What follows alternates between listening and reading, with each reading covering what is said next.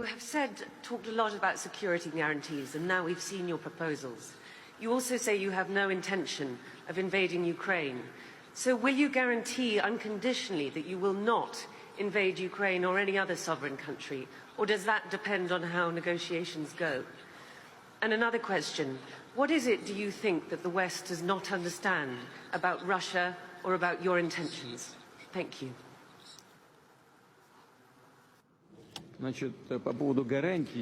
Speaking of the security guarantees and what it will depend upon, or if something will depend upon the negotiations, our actions will not depend on the negotiation. They will depend on the unconditional compliance with the Russian security demands today and in the historical context. In this sense, we have made it clear that any further NATO movement to the east is unacceptable. There is nothing unclear about this. We are not deploying our missiles over at the borders of the US. No.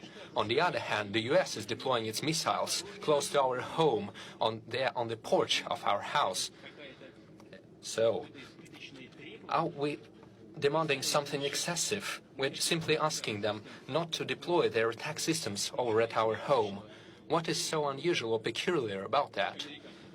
So, what would the Americans think if we, for example, decided to come to the border between, say, Canada and the United States or Mexico and simply deploy our missiles over there? Well, did Mexico and the US never have any territorial disputes? What about California? What about Texas? Did you forget about that?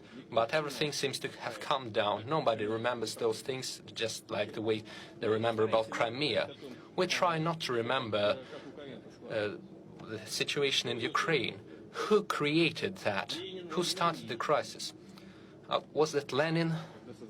Yes, when he declared the Soviet Union in 1922 and then the Constitution of 1924 following his death, was following the principles of Lenin. This is a matter of security, not just history. This is about security. It is not the negotiations that matter. It is the outcome, the result. I've reiterated this many times, and you're well aware that we said not an inch to the east. That was the NATO guarantee in 1990. So what became of that? They fooled us. We've seen 5 waves of NATO expansion. Now they're in Romania and in Poland, and they're deploying the relevant attack systems over there. That's what we're talking about. You should finally understand, we're not threatening anyone. We did not come to the US borders or to the UK borders. No. They came to our borders, and now they're saying that Ukraine will also join NATO and they will deploy their systems there. Or not just NATO, they will simply deploy it on a bilateral basis. They will deploy their military bases and their attack systems. That's what we're talking about. And you keep demanding some guarantees from us. You must give us the guarantees. It is up to you, and you must do this immediately, right now, instead of keep talking about this for decades.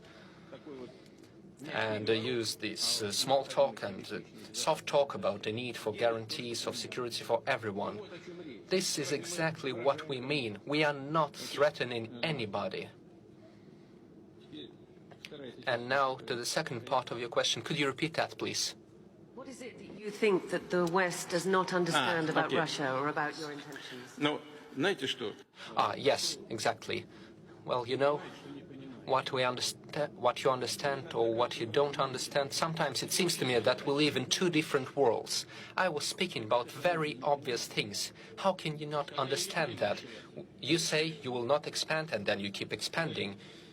You say we will have equal guarantees for everyone on a number of international agreements, and then we see there is no equality or no equal security. See, here's the thing.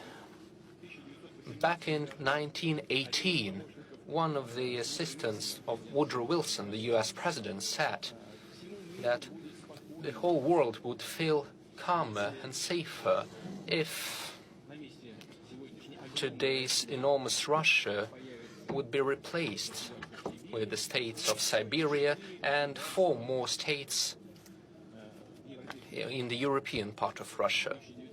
That was set in 1918, and in 1991 we separated into 12 separate parts. It seems to me that our partners were not satisfied with that. They think that Russia is a tad too large. Even the European countries have turned themselves into a union of states. They are quite small states with populations of 60 to 80 million people, but even after the dissolution of the Soviet Union, we only had 146 million people, and that is too much for the West.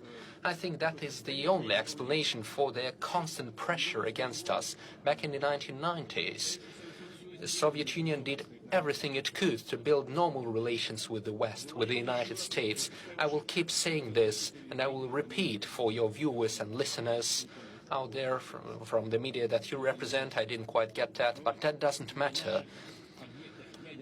Our nuclear sites, our military nuclear sites, had experts from the US intelligence authorities. They were going there. That was their job, to visit the Russian military nuclear sites. They spent their whole days over there. And the Russian government had advisors from the CIA working inside of it. What else did you need?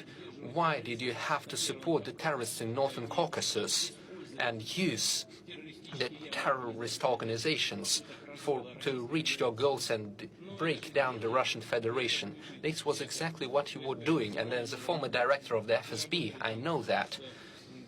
We were working with the double agents, and they were reporting to us on the tasks of the Western intelligence agencies. Why did you have to do that? You should have done something different, perhaps treat Russia as a possible ally and strengthen trust. But no, instead you tried to keep breaking us up. And then you started the NATO expansion to the east. We were saying, don't do that. You had promised you wouldn't. And they say, where is it put in written form? Nowhere. Well, then F off, and we don't care about your concerns. And every time we kept responding and trying to make obstacles, we were expressing our concerns about that. But they say no. So you can do whatever you want about your concerns. We will do whatever we need. 1, 2, 3, 4, 5. We witnessed 5 waves of NATO expansion. Why can't they understand? What is unclear? I believe everything is clear. We are thinking about our own security.